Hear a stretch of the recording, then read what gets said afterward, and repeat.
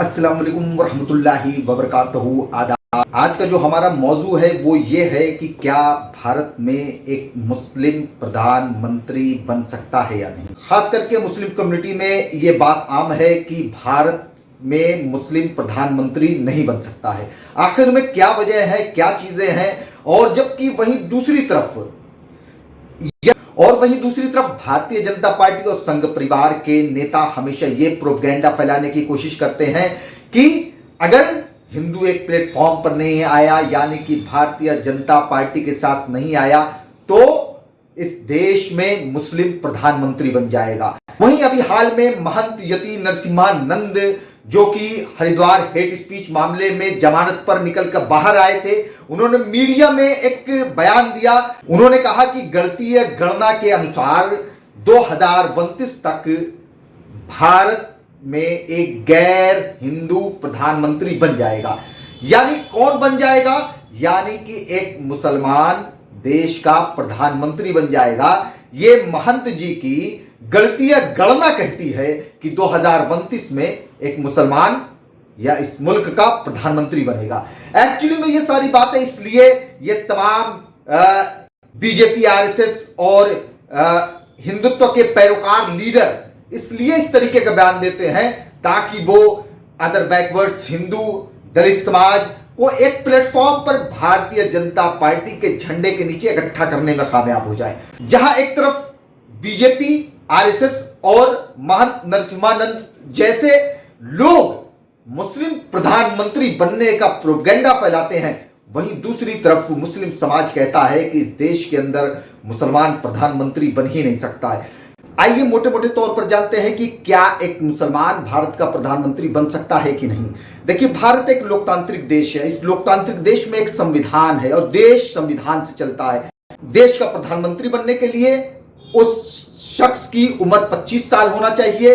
वो देश के दोनों सदन यानी कि लोकसभा और या राज्यसभा में किसी एक का सदस्य होना चाहिए और उसको 272 सांसदों का समर्थन प्राप्त होना चाहिए। चाहे वो मुस्लिम धर्म से आता हो, चाहे वो सिख धर्म से आता हो, चाहे वो ईसाई धर्म से आता हो, चाहे वो मुस्लिम धर्म से आता हो।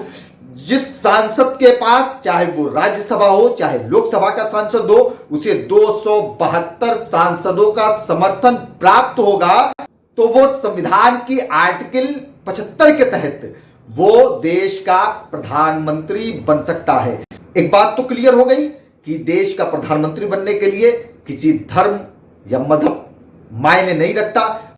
जो ये प्रोपेगेंडे अब तक देश के अंदर फैलाए गए कि एक मुसलमान प्रधानमंत्री नहीं बन सकता है, ठीक उसी तरीके का यह प्रोपेगेंडा है जैसे बचपन में आपके वालिद को पड़ोसी समझाता था कि आप अपने बच्चों को इतना पढ़ा क्यों रहे हो, सरकारी नौकरियां तो मिलने वाली नहीं है। क्योंकि वो प्रोपेगेंडा था आपको तालीम से दूर करने का। ये प्रोपेगेंडा है आपको राजनीति से दूर करने का, क्योंकि लोगों को मालूम है कि जब आवाम तालीम याफ्ता होगी तो वो अपना हक अधिकार के लिए आवाज उठाएगी। जब वो आवाज उठाएगी तो वो लीडर बनेगी। उस लीडरशिप को खत्म करने के लिए, मुस्लिम लीडरशिप को डेवलप ना होने के लिए, इसीलिए तालीम और सियासत दोनों से एक प्रोपेगेंडे की तरह मुसलमानों के जहन से निकाला गया। ऐसा ही एक प्रोपेगेंडा जैसा तालीम को लेकर के था। जब आप तमाम लोगों के बचपन में जब बताया जाता था कि नहीं, बहुत तालीम पढ़ने लिखने की जरूरत नहीं है क्योंकि नौकरियां नहीं मिलने वाली है, उसी तरीके का प्रोपेगेंडा आज भी देखिए मुस्लिम समाज में है। वो आजादी के 74 साल से लेकर आज भी मुस्लिम समाज में है कि राजनीति गंदी चीज है, राजनीति मुसलमानों के लिए नहीं है। मगर ऐसा नहीं है।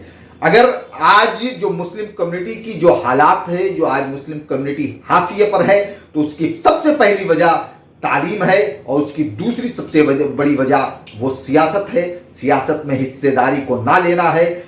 आज वक्त की जरूरत है कि अपनी कम्युनिटी को डेवलप करने के लिए आपको तालीम और सियासत, इन दोनों चीजों से जुड़ना बहुत जरूरी होगा।